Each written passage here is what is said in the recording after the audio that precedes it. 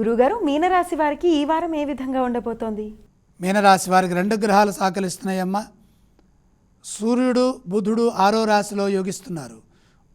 ఉద్యోగ ఫలితాలు విశేషంగా ఉంటాయి. ఆశయాలకు తగ్గట్టుగా పనిచేయండి. ఉద్యోగంలో కార్యసిద్ధి వెంటనే లభిస్తుంది.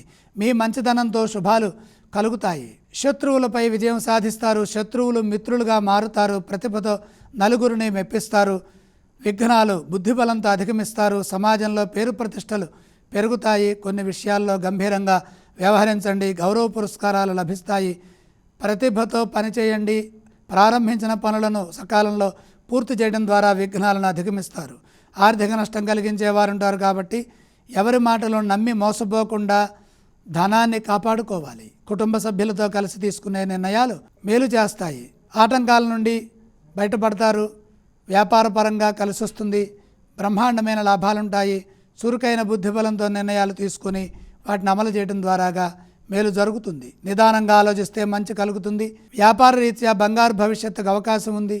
పెట్టుబడులు లాభాన్ని ఇస్తాయి. స్థిరాస్తి వృద్ధి చెందుతుంది.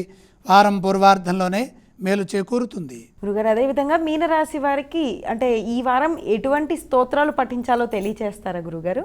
మీనరాశి వారు మీ ఇష్టదైవాన్ని అనగా మీ కులదైవాన్ని చక్కగా స్మరించండి. మీనరాశి వారు ఏ ఏ ఆలయాలను సందర్శిస్తే శుభ ఫలితాలు కలుగుతాయో తెలియచేస్తారా? ఇష్టదైవాన్ని దర్శించడం ఉత్తమం. గురుగారు, ఈ రాశి వారు ఏవేవి దానం చేయవచ్చు? గ్రహదోషం అధికంగా ఉంది. నవధాన్యం అగ్నిహోత్రుడికి సమర్పించండి.